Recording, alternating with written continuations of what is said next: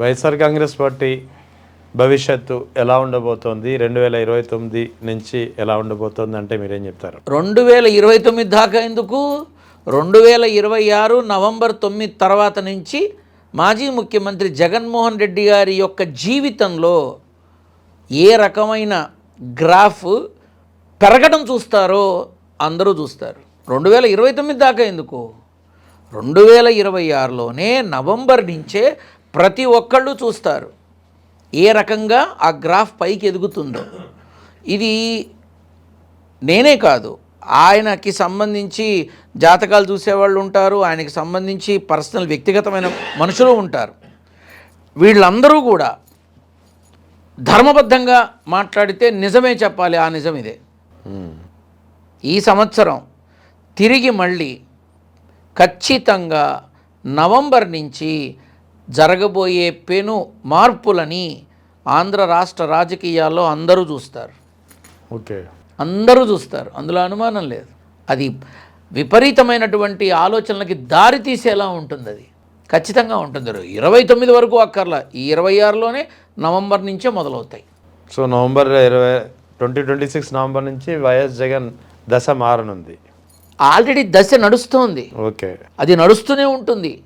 అందులో ఆ బలం మరింత పెరుగుతుంది. ఓకే, ఇప్పుడు నేను ఇంతకుముందు కూడా చెప్పా, ఇంతకుముందు కూడా చెప్పా, రాజకీయ పార్టీలలో కేంద్ర ప్రాంత పార్టీలు కానీ ప్రాంతీయ పార్టీలు కానీ ఏ రకంగా చూసుకున్నా ఎవరు చూసుకున్నా ఎవరికీ లేని విధంగా జగన్మోహన్ రెడ్డి గారికి ఉంది. సో బలం ఉంది. ఆ బలం 1000 ఏనుగుల బలంగా మారబోతోంది, ఖచ్చితంగా మారబోతోంది. ఎందుకంటే ప్రస్తుతం జరుగుతున్న ఆంధ్ర రాష్ట్ర రాజకీయాలలో జరుగుతున్న విధానాలన్నీ రాష్ట్ర ప్రభుత్వ పరిపాలన 40% అయితే ఈ మిగతా వాటి మీద 60% పెడుతున్నారు. సమయం వృధా అవ్వట్లా, డబ్బు వృధా అవ్వట్లా. మరి ఏ రకంగా ఎదుర్కొంటారు? సో ఇది కొంచెం గమనించాల్సిన అవసరం ఎంతైనా ఉంది. కాబట్టి బలం మరింత పెరుగుతుంది. రైట్. ఇక ఈ మధ్యన కొన్ని పరిణామాలు చూస్తున్నాం. ముఖ్యంగా తిరుమలలో పరకామణి చోరీ, దాదాపు ₹1 కోటి విలువైనటువంటి బంగారు ఆభరణాలు దొంగతనానికి గురయ్యాయి. రెడ్ హ్యాండెడ్గా పట్టుబడ్డారు, పోలీస్ కంప్లైంట్ ఇచ్చారు. ఇదే పరకామణిలో గతంలో జరిగినప్పుడు చోరీ పెద్ద ఎత్తున రాద్ధాంతం చేశాయి అప్పటి విపక్షం, ఇప్పటి అధికార పక్షం. కానీ ఇప్పుడు పరకామణిలో ఏకంగా ₹1 కోటి విలువైనటువంటి చోరీ జరిగినా సరే కనీసం టీటీడీ పాలకపక్షం మాట్లాడడం లేదు, ప్రభుత్వం నుంచి కూడా స్పందన లేదు. ఏం మాట్లాడతారు? ఏముంది అక్కడ మాట్లాడడానికి? అరే క్లిస్టర్ క్లియర్గా కళ్ళ ముందు కనబడుతుంటే, అన్నీ కళ్ళ ముందు కనబడుతోంది. ఇప్పుడు గడచిన కొద్ది రోజుల క్రితం వచ్చినటువంటి కొన్ని వీడియోలు కానీ ఫోటోలు కానీ ఖచ్చితంగా చూపిస్తున్నాయి, ఇదిగో ఇక్కడ తప్పు జరిగింది అని. అది మ్యానిపులేటెడ్ అని చెప్తున్నారు, అంతే తప్ప ఏమన్నా మాట్లాడారా? మన ఆంధ్ర రాష్ట్ర ముఖ్యమంత్రి నారా చంద్రబాబు నాయుడు గారు తెలుగుదేశానికి మాత్రమే ముఖ్యమంత్రి కాదు, జనసేనకి మాత్రమే ముఖ్యమంత్రి కాదు, బీజేపీకి మాత్రమే ముఖ్యమంత్రి కాదు, ఆంధ్ర రాష్ట్ర ప్రజలకి ముఖ్యమంత్రి. అవును. మరి ఆయన ఏమన్నారు? నేను ఆంధ్ర రాష్ట్ర శాంతి భద్రతల కోసం ఏమాత్రం కాంప్రమైజ్ కాను, ఎవరైనా సరే తాట తీసేస్తా, తోలు తీసేస్తా అన్నారు. మరి వారి కూటమికి సంబంధించిన నాయకులే చేస్తున్నటువంటి నీచ నికృష్ట దరిద్ర దౌర్భాగ్యపు స్థితిలో మనం చూస్తున్న వాటికి ఎందుకు మాట్లాడట్లేదు? దేనికి మాట్లాడట్లేదు? ఇప్పుడు ఈ పరకామణి చోరీ దాని గురించి కానీ, గడచిన టీటీడీ చైర్మన్గా ఉన్నటువంటి నాయుడు గారి మీద వచ్చిన ఇష్యూ కానీ, ఇవన్నిటి మీద ఒక సమగ్రమైనటువంటి విధానంలో ఇదిగో ఇది అని మాట్లాడాల్సిన బాధ్యత ఉంటుందిగా రాష్ట్ర ప్రభుత్వానికి, ఉండాలి కూడా ఉంటుందిగా. మరి ఏది, ఎవరు ఎందుకు మాట్లాడట్లా? తాను చేస్తే సంసారం, నేను చేస్తే వ్యభిచారం అనే సామెత ఏదైతే ఉందో ఆ సామెత ఇప్పుడు ప్రస్ఫుటంగా కనబడుతోంది. ఎంతవరకు ధర్మం అనొచ్చా? అసలు ఎక్కడ సంబంధం లేని విధంగా ఈ ప్రస్తుత ఆంధ్ర రాష్ట్ర ప్రభుత్వంలోని వ్యక్తులు, శాసనసభ్యులు కావచ్చు, నామినేటెడ్ విధానాల్లో ఉన్నటువంటి ఉన్నత స్థానంలో ఉన్న వ్యక్తులు కావచ్చు, సంబంధం లేని విషయాలని మాట్లాడుతున్నారు. ఎంతవరకు ధర్మం? టీటీడీ పవిత్రతని ఎవరు కాపాడుతున్నారు, ఎవరు నాశనం చేస్తున్నారు? ఎన్నడన్నా ఉందా టీటీడీలో తెప్పోత్సవం నీట మునగడం? ఎన్నడన్నా ఉందా అసలు? అవును, ఎప్పుడూ లేదు. ఎన్నడన్నా ఏ రోజన్నా ఉందా? జరగరా. దౌర్భాగ్యం కాకపోతే ఏమిటి? ఎందుకు జరిగింది? ఎవరి దగ్గర దోషం ఉంది? ఎవరిని అనాలి మనం? ఎన్నడూ లేదు. నాకు తెలిసి నా ఇన్నేళ్ల జీవితంలో ఎన్నడూ టీటీడీ సమక్షంలో జరిగే ఉత్సవాలు కానీ, బ్రహ్మోత్సవాలు కానీ, తెప్పోత్సవాల్లో కానీ ఇలా నేను చూడలా. దీన్ని ఏమనాలి? ఆ పరకామణి విధానాన్ని ఏమనాలి? అప్పుడేమో అదిగో బల్ల కింద చేయబెట్టాడు, డబ్బులు తీసుకున్నాడు అన్నారు. మరి ఇప్పుడు ఇంత పెద్ద మొత్తంలో పోతే ఈరోజు వరకు కూడా పత్రికాముఖంగా, ప్రజల ముఖంగా కూర్చొని మాట్లాడిన విధానం ఏది? అందరూ మాట్లాడుతున్నారు. ముఖ్యంగా బాధ హృదయంతో మాట్లాడుతున్న భగవద్గీత గురించి అసలు ఎవరన్నా మాట్లాడతారా అంత దారుణంగా? మరి హిందూ సాంప్రదాయం కోసం, హైందవం కోసం మేము ప్రాణాలు ఇస్తామని చెప్పేసి మాట్లాడి ఈ కెమెరాల ముందు కూర్చొని బీభత్సంగా ప్రసంగాలు ఇచ్చేవాళ్ళంతా చెవుల్లో దూదులు పెట్టుకున్నారా? ఆ భగవద్గీత గురించి అలా మాట్లాడుతున్నప్పుడు ఎవరు ఎందుకు స్పందించట్లేదు? ఎందుకు మన హిందువుల్లో మనలో మనమే ఇలా ఎందుకు కొట్టుకు చస్తున్నాం? అవతల వాళ్ళకి ఎందుకు అవకాశం ఇస్తున్నాం? టీటీడీలో పరకామణి మీద కానీ, కొన్ని అతిథి గృహాల బయట కనపడినటువంటి నీచ స్థితిలో ఉన్నటువంటి కొన్ని, నా నోటితో చెప్పను, అవి కానీ, ఈ టీటీడీ చైర్మన్ గారి మీద వచ్చిన నిందలు కానీ, అలాగే ఈ తెప్పోత్సవం మీద కానీ ఒక పత్రికాముఖమైనటువంటి విషయ విశ్లేషణ విధానం ఏది? ఒక ముఖ్యమంత్రి చేయాల్సింది ఒక మాజీ ముఖ్యమంత్రి కూర్చొని మొత్తం అడిగారు. అవును. ఎంత సిగ్గుచేటు! సిగ్గుచేటు చాలామందికి. ఒక ముఖ్యమంత్రి చేయాల్సిన పని ఒక మాజీ ముఖ్యమంత్రి కూర్చొని 2 గంటల పాటు ప్రతి విషయాన్ని ప్రజలకి వివరణగా ఇచ్చారు. ఎవరివ్వాలి, ఎవరిచ్చారు? అదే ఆలోచించాల్సిన అవసరం మనందరికీ ఉంది. ఇప్పుడు మాట్లాడతారు అంతా. మొన్న రీసెంట్గా నేను ఒకటి చూశాను, క్రిస్టియానిటీని పెంపొందించే విధానంలో హైందవానికి ద్రోహం చేస్తున్నారు. ఎవరు ద్రోహం చేస్తున్నారు? అదే కదా. ఎవరు అంటే జగన్మోహన్ రెడ్డి గారు నీకు ఇప్పుడు క్రిస్టియన్గా కనపడ్డారా? మరి 5 ఏళ్ల పాలనను 5 సంవత్సరాల్లో తిరుమల తిరుపతి దేవస్థానంలో బ్రహ్మోత్సవాల్లో, ఉత్సవాల్లో, పవిత్రోత్సవాల్లో, కళ్యాణాల్లో అన్నిట్లోనూ ఆయన ముందుండి పట్టు వస్త్రాలు సమర్పించి ఒక రాష్ట్ర ముఖ్యమంత్రిగా ఏమేం చెయ్యాలో అన్నీ చేశారు. అప్పుడు కనపడలేదా నీకు క్రిస్టియన్? అప్పుడు కనపడలేదా? ఇప్పుడు కనపడ్డారా నీకు? ఎందుకు ఈ రాజకీయపరమైనటువంటి భేషజాలు? అందుకే అంతెందుకు సార్, పార్టీ స్థాపించి ఇవాళ 16వ వార్షికోత్సవం, 15 ఏళ్ల క్రితం పార్టీ స్థాపించినప్పుడే అప్పటికి ఇంకా ఆయన ఫుల్ ఫ్లెడ్జ్డ్ రాజకీయాల్లో రాలేదు. పార్టీ స్థాపించారు. ఒక స్థాపనకి ముహూర్తమే ఒక ప్రముఖ హిందూ పండితుడితోటి తెలుసు ముహూర్తం ఫిక్స్ చేసుకున్నారు. అవును. 2 గంటల 29 నిమిషాలకి. అవును. 1 గంట క్రితం 2 గంటల క్రితం జరిగింది ఆ ముహూర్తం. అవును. మరి ఆయన క్రైస్తవుడు, నిజంగా హైందవ మీద ఆయనకి ప్రేమ లేకపోతే హైందవ మత ప్రకారం ముహూర్తం ఫిక్స్ చేసుకునేవారు కాదు కదా. ఇప్పుడు నేను అదే అందరినీ అడుగుతున్నా, ఇన్ని మాటలు మాట్లాడుతున్నారు కదా, ఇప్పుడు మీకు ఆయన క్రిస్టియన్గా కనబడ్డా? ఆయన క్రిస్టియన్ అయినప్పటికీ హైందవ సాంప్రదాయాన్ని గౌరవించారు, హిందూ సాంప్రదాయాన్ని గౌరవించారు. నేను ముఖ్యమంత్రిని, నేను క్రిస్టియన్ని, నేను రాను అని ఏనాడు అనలా, ఏ రోజు అనలా. మనం ఇండియన్స్, అందులో ఆంధ్రాలో ఉన్నాం, మన బాధ్యతలు ఇవి, మనం చేయాల్సినవి అని చెప్పారు, అంతే. ఇప్పుడు ఎందుకు మాట్లాడుతున్నారు మీరు? అప్పుడు మీకు కనపడలేదా ఆ మనిషి? ఎందుకంటే భయం. అందుకే ఆ రోజు మాట్లాడలా. ఇవాళ పదవిలో లేరు కాబట్టి మాట్లాడతారా? అందరూ మాట్లాడండి. కర్మ ఏదైతే ఉందో అది వెంటాడిందంటే మాత్రం అతి గతి కూడా ఉండదు. అది గుర్తుపెట్టుకోవాలంతా. ఇటీవల విజయవాడలో కొంతమంది సాధువుల సమావేశమై కొన్ని మాటలు చెప్పారు. తిరుమల లడ్డు విషయంలో ఇదంతా వైఎస్ జగన్కి ఆపాదించే ప్రయత్నం చేస్తూ, అందుకే 151 నుంచి 11కి దింపేశాం మేము అని చెప్పి చాలా ఇదిగా మాట్లాడారు. అంటే ఈ మీ మాధ్యమం ద్వారా చూసేటటువంటి ప్రజలందరినీ నా మనసులో ఉన్న ఒక ప్రశ్న వెలిబుచ్చుతున్నాను. ఏమిటి అంటే, కాషాయం అంటే భగవంతుడి గురించి మాట్లాడాలి, సేవల గురించి మాట్లాడాలి, సమాజ శ్రేయస్సు కోరుకోవాలి, ఇంతే మాట్లాడాలి. ఇంతకు మించి మాట్లాడకూడదు. ఒకళ్ళేమో స్థలాల కబ్జా మీద పడ్డారు వాళ్ళకున్న పేరు ప్రఖ్యాతలతో, ఒకళ్ళేమో అందిన కాడికి దోచుకుంటున్నారు, అసలు వీళ్ళకి ఎందుకు ఈ రాజకీయాలు? దేనికోసం?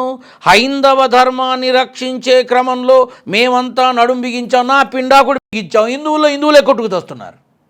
హిందువులే కొట్టుకు తెస్తున్నారు. అది కనిపించట్లేదా? అయినా ఈ 150 నుంచి 11 అసలు వీళ్ళకి ఎందుకు రాజకీయాలు?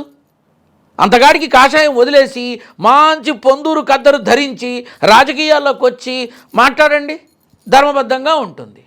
కాషాయం కట్టడం ఎందుకు? కడుపులో ఉన్న కుళ్ళంతా కక్కడం ఎందుకు? అంటే కాషాయం కడితే ఎవరు ఏం చేయరనే? తప్పు కదా?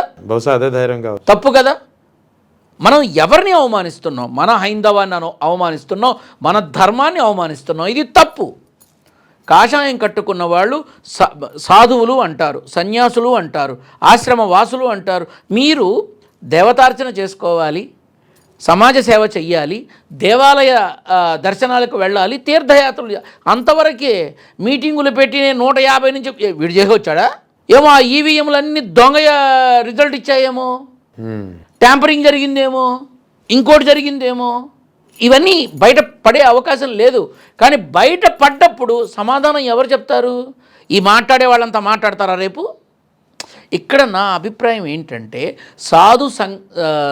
సత్పురుషులు, సాధు పుంగవులు వీళ్ళంతా రాజకీయాలు మాట్లాడకూడదు. కానీ వీళ్ళు, నువ్వు దేవుడితో పెట్టుకున్నావు, 150 నుంచి 11 వచ్చింది, నువ్వు దేవుడితో పెట్టుకున్నావు, మరి ఎవరితో పెట్టుకుంటే తెప్పోత్సవం మునిగిపోయింది? ఎవరితో పెట్టుకుంటే పరకామణిలో దొంగతనాలు జరుగుతున్నాయి? ఎవరు చేస్తుంటే ఇవన్నీ జరుగుతున్నాయి? మరి దీని మీద ఆ సాధువులు ఏం మాట్లాడరు. నేను గతంలో కూడా అడిగా, కెమికల్స్తో మిక్స్ చేశారు అన్నారు.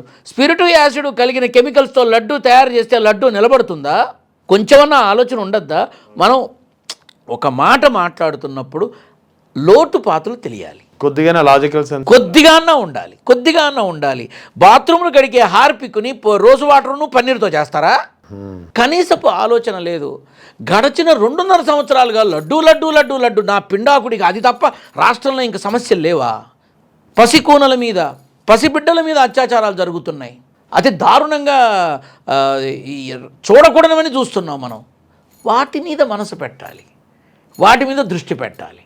అవన్నీ వదిలేసి, గాలికి వదిలేసి ఈ చర్చాగోష్ఠులు పెట్టించి లడ్డూకి నిజమే, మనం మహాప్రసాదమైనటువంటి కలియుగ వైకుంఠమైనటువంటి కలియుగ వెంకన్న నాథుడి యొక్క మహాప్రసాదం లడ్డూ గురించి ఇంత నీచంగా మాట్లాడుతున్నందుకు మన కర్మ కాకపోతే ఏమిటి? నువ్వు ఉద్యోగస్తుల కోసం జాబ్ క్యాలెండర్ విడుదల చేయి, పిల్లల కోసం విద్యని ఉపాధి కల్పించు ఉచితంగా. ఆసుపత్రికి ఆరోగ్యశ్రీ పెండింగ్ బిల్లులు కొన్ని కోట్లు ఉన్నాయి పెండింగ్స్, అవి క్లియర్ చేసి ఆరోగ్యశ్రీని తిరిగి పునరుద్ధరించండి. ఎంత బాగుంటుంది అసలు. ఇక్కడ కూటమి ప్రభుత్వంలో కొంతమంది శాసనసభ్యులు కావచ్చు, కొంతమంది నాయకులు కావచ్చు, వాళ్ళ నిజస్వరూపాలు బయటపడుతుంటే ప్రజలు భయపడుతున్నారు.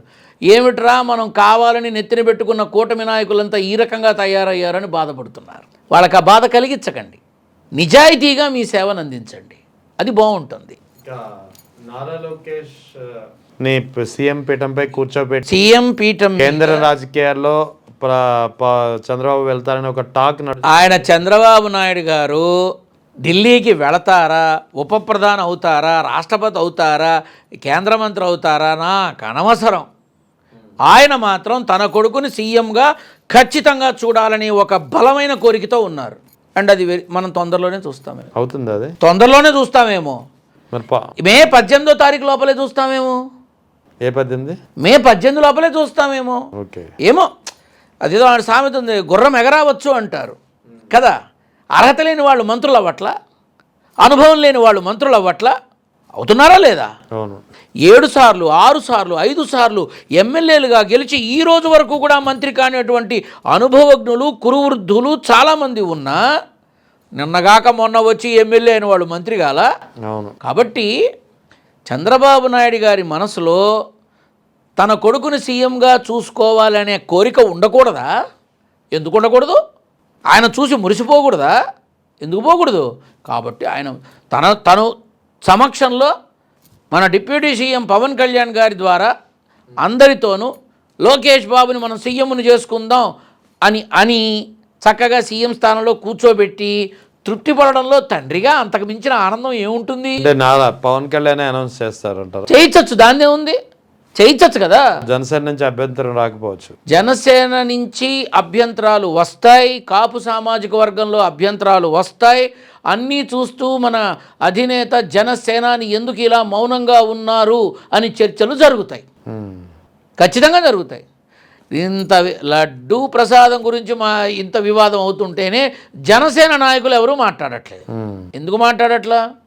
ఎందుకు జనసేన నాయకులు చంద్రబాబు నాయుడు గారిని ఒరే నాయనా నువ్వు జైల్లో ఉన్నప్పుడు మా జనసేనాని వచ్చి తగులుకుంటే తప్ప మీ క్యాడర్ కూడా రాలేదురా నాయన బయటికి అని డైరెక్ట్గా వీడియోలు పెట్టారు?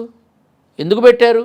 వాళ్ళకి వాళ్ళ సామాజిక వర్గాన్ని బయటికి తీసుకురావాలి, వాళ్ళ సామాజిక వర్గాల్లో ప్రముఖ స్థానం దక్కించుకోవాలి అనే గట్టి పట్టుదలతో ఉన్నారు వాళ్ళు. ప్రభుత్వంలో నిర్మించినప్పుడు అసెంబ్లీలో మొట్టమొదటి రోజు ఉన్న కళ్యాణ్ బాబుకి, పవన్ కళ్యాణ్కి, ఇవాళ ఉన్న పవన్ కళ్యాణ్కి నక్కకి నాగలోకానికి ఉన్న తేడా ఉంది. అంత మార్పు వచ్చింది, ఉంది, కాదని చెప్పమనండి. రేపటి రోజున నాకు ఈ రాజకీయాలు వద్దు ఏమీ వద్దని ఎడంకాలతో తన్నేసి గుడ్ బై అని వచ్చి శుభ్రంగా సంవత్సరానికి 2 సినిమాలు చేసుకున్నా నేనేం ఆశ్చర్యపోను. మేబీ అది కూడా జరుగుతుందేమో, జరగచ్చు, అలాగా ఖచ్చితంగా జరుగుతుంది. ఖచ్చితంగా. అన్న ఏం చేశారు, తమ్ముడు అదే చేస్తాడు. నేను ఈ మాట చెప్తే పార్టీ ఏం చేస్తారు? నడిపిస్తారు కదా నాదెండ్ల మనోహర్. అయితే నాదెండ్ల మనోహర్ నడిపించాలి, లేదా బీజేపీలో విలీనం చేయాలి, ప్రజారాజ్యం కాంగ్రెస్లోకి వెళ్ళినట్టు. ఇంతకు మించి ఎవరు తీసుకుంటారండి బాధ్యత? ఎవరున్నారు బలమైన నాయకులు? ఉన్నారా ఎవరన్నా? పవన్ కళ్యాణ్ అనబడే మనిషి జనసేన నుంచి పక్కకి వెళితే పార్టీ పరిస్థితి ఏంటి? కాపు సామాజిక వర్గంలో ఎంతమంది బలమైన నాయకులు ధీటుగా ఎదుర్కొనే వాళ్ళు ఉన్నారు? సో ఖచ్చితంగా పవన్ కళ్యాణ్ త్వరలో పవన్ కళ్యాణ్ అనబడేటటువంటి వ్యక్తి వ్యక్తిగతమైన తన జీవన విధానంలో, ముందుకు వెళ్ళే విధానంలో ఎప్పుడు ఉన్నది ఉన్నట్టు అప్పటికప్పుడు తన నిర్ణయాన్ని వెలిబుచ్చుతూనే ఉంటారు. ఈ నికృష్టమైన ఆలోచనలు, విధానాలు, ఒత్తిళ్ళు ఏవైతే జరుగుతున్నాయో వీటన్నిటికీ విసుగు, చిరాకు, కోపం వచ్చి చల్లడు అని చెప్పేసి అన్నీ పక్కకు జరిపిన ఇండస్ట్రీనే బెటర్రా బాబు అనుకున్నా నేనేం ఆశ్చర్యపోను. చిరంజీవి గారు ఏ రకంగా అయితే ప్రజారాజ్యం పార్టీని విలీనం చేసి కొంతకాలం పదవిని పొంది తర్వాత బయటకు వచ్చి చక్కగా సినిమాల్లో భేషుగ్గా ఉండడం జరిగిందో, రేపు ఇదే మళ్ళీ రిపీట్ అయిన పవన్ కళ్యాణ్ గారి విషయంలో ఆశ్చర్యపడాల్సిన అవసరం లేదు. ఓకే, అస్సలు అవసరం లేదు. సో ఇక మీ మీద కొన్ని విమర్శలు వస్తున్నాయి, మీరు వైసీపీ మనిషి అని, లేకపోతే వైసీపీకి సంబంధించినటువంటి మనుషులు మీ చేతి ఇలా మాట్లాడిస్తున్నారని, వైఎస్ఆర్ కాంగ్రెస్ పార్టీకి అనుకూలంగా ఒక స్టాండ్ తీసుకునేలా మిమ్మల్ని ప్రేరేపిస్తున్నారని ఒక ట్రోలింగ్ అయితే నడుస్తుంది. తప్పే ఉంది? ఇప్పుడు నేను ఒక్క మాట అడుగుతా. సీతమ్మ కొడుకుగా, నారసింహుడి బిడ్డగా, భగవత్ సేవకుడిగా బ్రతుకుతున్నా నేను.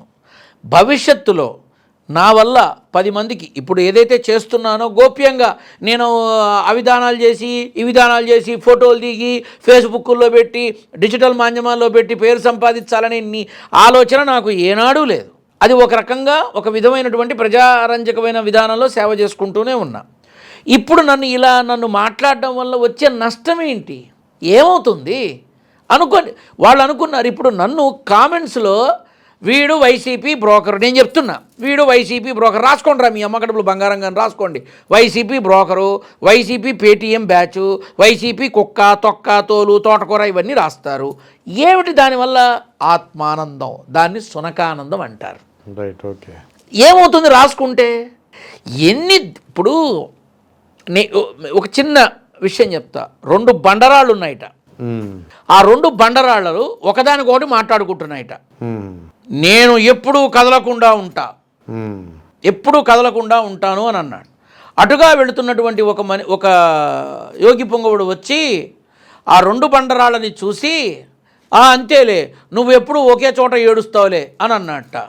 అప్పుడు ఈ 2వ బండరాయి అందిట, స్వామి నా జీవితాన్ని ధన్యం చెయ్యండి, ఇంకో జన్మలో నన్ను రాయిగా కాకుండా మనిషిగా పుట్టించండి అంటే అప్పుడు ఆ యోగి పుంగవుడు అంటాడు, కష్టానికి సిద్ధపడు, ఈ జన్మలోనే అనన్యమైన పేరు ప్రఖ్యాతులు వస్తాయి అని అన్నట్ట. ఎలాగా అనుకున్నారట. అప్పుడు ఆ గ్రామం ఉన్నటువంటి పెద్ద వచ్చి మన ఊర్లో కట్టే గుడికి మంచి బండరాయి చూసుకోండిరా అని అన్నట్ట. ఆ 2 బండరాయిల్లో ఎవరైతే చేతులు జోడించి యోగి పుంగవుని అడిగినప్పుడు ఉన్న రాయి ఉందో ఆ రాయిని తీసుకొని వెళ్ళారట. ఆ రాయిని ఉలితో కొట్టి కొట్టి కొట్టి ఆ గ్రామానికి దేవతా విగ్రహంగా మలిచారట. ఆ గుడిలో ప్రతిష్ఠ చేసిన తర్వాత గుడిలోకి వెళ్ళడానికి ఎత్తు ఎక్కువగా ఉంది అని చెప్పి అక్కడ పడి ఉన్న రాయిని తీసుకొచ్చి గుమ్మం దగ్గర పెట్టారట తేలిగ్గా వెళ్ళడానికి. నేను ఎప్పుడు ఇలానే ఉంటాను అన్నదిగా గుమ్మం దగ్గర అలానే ఉంది. ఈ ఉలి దెబ్బలు తిని తిని దేవతామూర్తిగా మారి గ్రామమే కాదు ఆ రాజ్యమే మొత్తం సకలం చేతులెత్తి జోడించే దేవతా విగ్రహం అయిందిట. ఆ దెబ్బలు తినడానికి సిద్ధపడ్డాడు ఈ నారసింహుడి బిడ్డ. అర్థమైందా? ఇటువంటి మాటలు, నిందలు, నీలాప నిందలు ఎన్ని మాట్లాడినా నాకేంటి భయం? నాకేమైనా ఉందా? ఏమీ లేదు. ఇప్పుడు నన్ను వైసీపీ, నేనైతే నిజంగా చెప్తున్నా, నేను ఒక సమాజంలో ఉన్నటువంటి సగటు మనిషిని, అంతే. నేను నిజం మాట్లాడతా, ఉన్నది ఉన్నట్టు మాట్లాడతా. ఇది అందరికీ నచ్చాలని రూల్ లేదు. ఇప్పుడు నా మీద ట్రోలింగ్స్ వస్తే మాత్రం నాకేంటి? నేను మాట్లాడేది నిజమేగా, అబద్ధమా? కాదని చెప్పమనండి. చంద్రబాబు నాయుడు గారికి లోకేష్ సీఎం అవ్వాలని లేదని చెప్తారా? చంద్రబాబు గారు నా కొడుకు సీఎం అవ్వడం నాకు ఇష్టం లేదు చెప్తారా ఆయన? నేను చెప్పిన తప్పే ఉంది. ఏ తండ్రికి ఉండదు తన కొడుకు సీఎం అవ్వాలని. బయటపడరు కొంతమంది, అంతే. కొంతమంది అయితే బాహాటంగా కొడుకుని సీఎం చేసి పక్కగా తప్పుకున్న వాళ్ళు ఉన్నారు. సో ఈ విషయాలు చాలా క్లియర్గా చెప్పేది. ఆ రోజు కూడా పాపం జగన్మోహన్ రెడ్డి గారికి ఏమీ సంబంధం లేదు. మిగతా వాళ్ళంతా కలిసి సంతకాలు సేకరించి ఆయన్ని పెడదాము అని అంటే జగను తండ్రి మరణాన్ని కూడా వ్యాపారం చేశాడని చెప్పి విషపూరిత ప్రచారం చేసి పాపాన్ని మూట కట్టుకున్నారు, స్వర్గంలో కలిసిపోయారు. సో ఎప్పుడైనా కూడా ధర్మం మాట్లాడుకుందాం, ఉన్నది మాట్లాడుకుందాం. ఇప్పుడు నాది ఒకసారి బ్రాహ్మణ వంశం కుటుంబం, నా ముందు వెనక అంటూ నారసింహుడు తప్ప నాకేమీ లేదు. నన్ను అనుసరించే వాళ్ళకి సేవ చేసుకుంటూ నా జీవితాన్ని వెళ్ళదీస్తున్నాను. ఈ మధ్యనే బ్రాహ్మణ హిందూ ధర్మ రక్షణ ఐక్య వేదిక మీద అడిగినప్పుడు కూడా నేను సూటిగానే, చంద్రబాబు నాయుడు గారు నాకు ఈ అనుమానాలు ఉన్నాయి, నాకు మీ దగ్గరకు వచ్చి నివృత్తి చేసుకోవాలని ఉంది, అనుమతి ఇవ్వండి అని అడిగా. పిలిచారా నన్ను? మరి లేదే. కాబట్టి వైసీపీకి సంబంధించి పేదల మనిషిగా జగన్ ఎప్పుడూ ఒకేలా ఉన్నారు కాబట్టి నాకు అభిమానం. తప్పే ఉందండి, తప్పే ఉంది. అభిమానిస్తే అపర చాణక్యుడు చంద్రబాబు నాయుడు గారు టెక్నికల్గా చాలా గొప్ప వ్యక్తి. కాకపోతే మొత్తం అంతా తీసుకెళ్ళి వైజాగ్లోనే పెడుతున్నారు, అమరావతిలో పెట్టట్లా, అమరావతిలో చూడట్లా.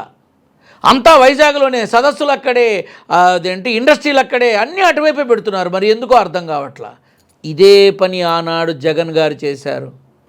వైజాగు, అమరావతి, కర్నూలు అన్నారు. అప్పుడు అందరూ ద్వేషించారు.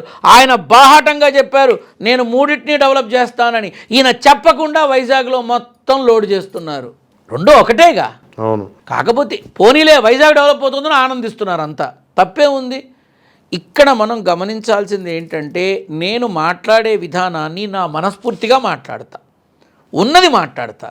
ఇక ఇప్పుడు నన్ను వైసీపీ తొత్తు అనుకున్నా, కుక్క అనుకున్నా నేనేం చేస్తా? రైట్. కాబట్టి చాలా క్లియర్గా చెప్తున్నా అందరికీ, వైసీపీ, టీడీపీ, జనసేన, భాజపా, ఇతరత్రా పార్టీలు ఏవైనా సరే వీటన్నిటినీ పార్టీల పరంగానే చూస్తాను. నేను మెచ్చేది, నాకు నచ్చేది, నేను బ్రతికేది నారసింహుడి బిడ్డగానే బ్రతుకుతా. భవిష్యత్తులో ప్రజాసేవ అనేది నాకు తెలియదు, నాకు ఉందో లేదో కూడా తెలియదు.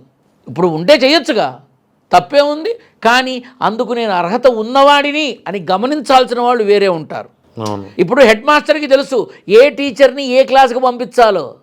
ఎవరిని పడితే వాళ్ళు పంపిస్తారా?